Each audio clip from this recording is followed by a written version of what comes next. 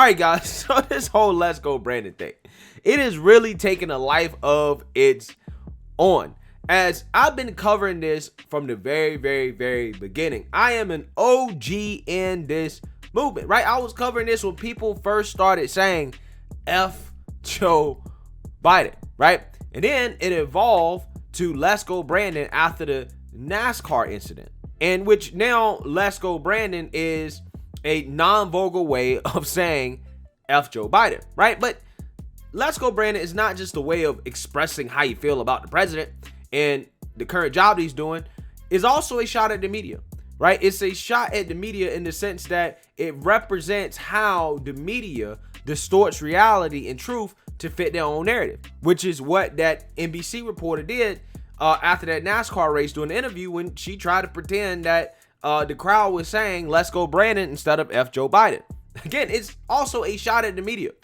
And I said this when this thing first began. I was like, this is going to annoy the heck out of the liberal media. Like, they're going to lose their minds over this because they know what it means, but it's not really vulgar. And they're going to get so tired of people saying it because, again, it's a shot not just at their beloved daddy in chief, Joe Biden, but also them, that they're going to try to ban it, right? That they're going to lose their minds over this phrase. And ever since then, I've been right. They have been losing their minds over this phrase as it's continued to escalate and escalate and escalate as it gets more popular, right? We have Let's Go Brandon songs dominating the iTunes chart. I think now it's on the Billboard Top 100 charts, right? Again, it's getting more and more popular. I thought that the peak lunacy would happen with this whole Southwest Airlines incident, in which allegedly a pilot said Let's Go Brandon over intercom, that triggered liberals, right? Triggered liberals to the point where a CNN analyst has now compared Let's Go Brandon to rhetoric from ISIS, the Nazis, and the KKK, right? That's kind of how ridiculous this has gotten, right? To the point where they're trying to compare it to rhetoric from terrorist groups. And that's basically their way of saying they want to ban it. So I just wanted to be known that the left does not like when private companies engage in political speak, right? They just want to fly their planes, right? Get their flight, do what they need to do without being lectured to about politics. So we'll remember that next time these woke corporations try to lecture us about Black Lives Matter. Just remember that. The left wants to keep politics and private business separate, right? That's what the left says. And just when I thought this was peak lunacy, I ran across this story in which this guy, Ken Dilanian from NBC, called the Secret Service about gun manufacturers putting Let's Go Brandon on parts of an AR-15. And I want you guys to actually watch this news clip from NBC discussing this, because I could not believe that this was actually real. But take a look. We have some new NBC News exclusive reporting on a dangerous way gun dealers are marketing their weapons, including violent threats against President Biden. One South Carolina gun dealer going as far as changing the inscription on the safety lever of its AR-15 rifle. Meanwhile, two other gun manufacturers are advertising AR-15 magazines with "Let's Go Brandon" stickers. That's a code phrase for a swearing insult at the president. NBC's Ken Dilanian is breaking this story. So, Ken, folks may have a lot of questions, especially trying to understand what this Brandon thing is. Take us through your reporting. This is really the latest example of how volatile American politics has become, Joe.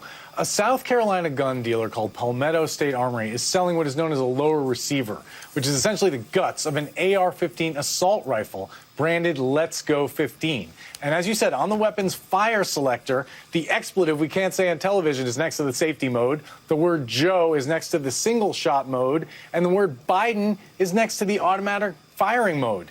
Now, after I got a tip about this, I came across two other companies marketing AR-15 ammunition magazines with "Let's Go Brandon" stickers on them. None of the companies have responded to our request for comments. I reached out to the Secret Service to see whether they consider this a threat against the president, but a spokesman declined to comment. So far, we have not heard from the White House. The phrase "Let's Go Brandon" has become a right-wing code for expletive Joe Biden. It originated during a NASCAR race last month in Alabama when a driver named Brandon Brown was being interviewed by an NBC Sports reporter. A nearby crowd was chanting something that was difficult to make out, and the reporter suggested that they were chanting, "Let's go, Brandon," to cheer the winning driver, but it became increasingly clear they were saying something else, blank Joe Biden.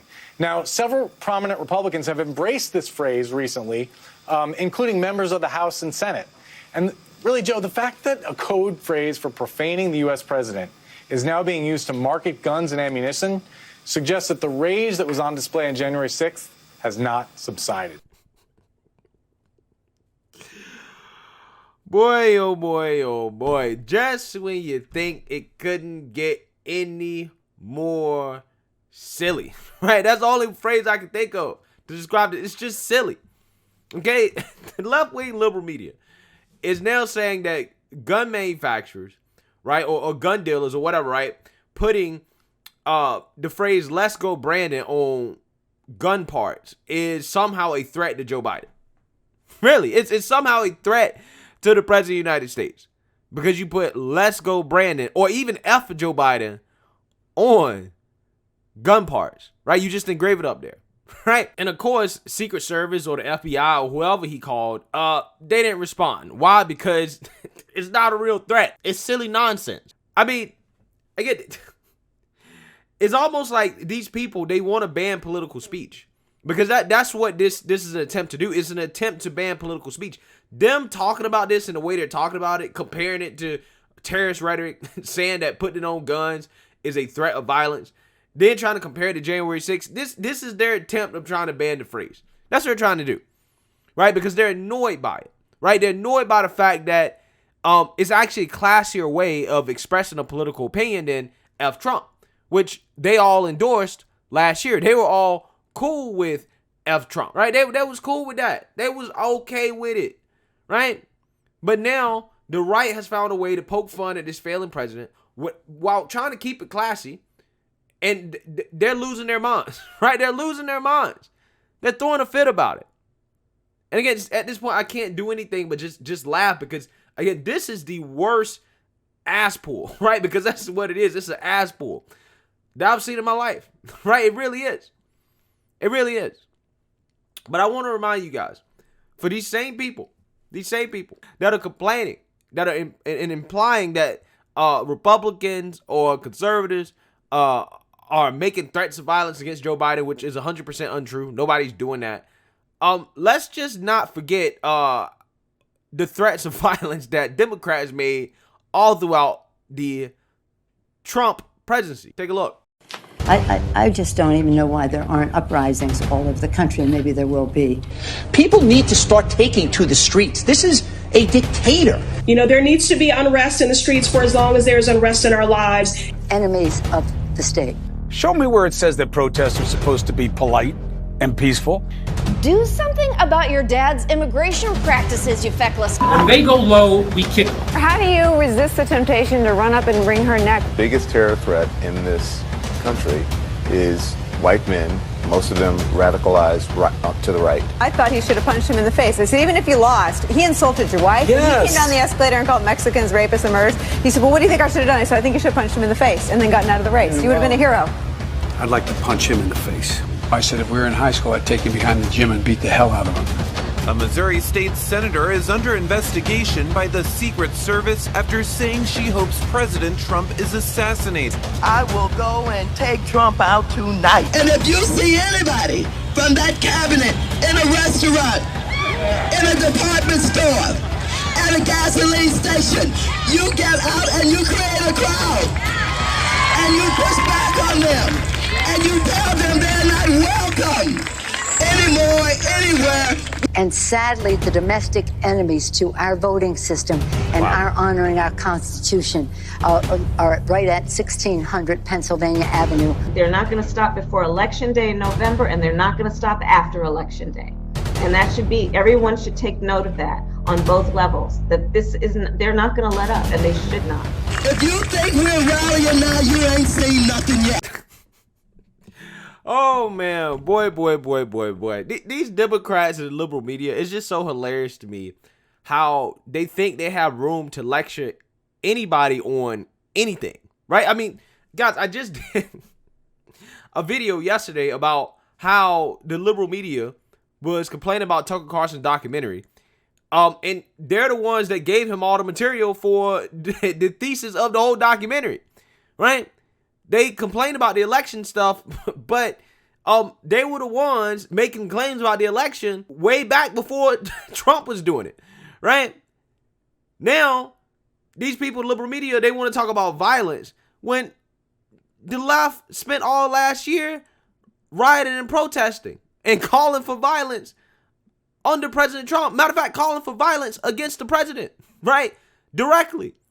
But just because some gun dealer puts "Let's Go Brandon," right, or F Joe Biden on parts of a gun, somehow that's a threat, right? When I have not seen any direct threats of violence towards Joe Biden, and if there is, that person should be investigated and probably locked up, right? Okay? That's just kind of how it goes. But for whatever reason, when the left does it, it's okay. The liberal media never asks, hey, should we call Secret Service on all these people, right? Maxine Waters, should we call Secret Service on her? And I had to edit out the worst part of the threats they was making, right? That's the tame stuff that I showed.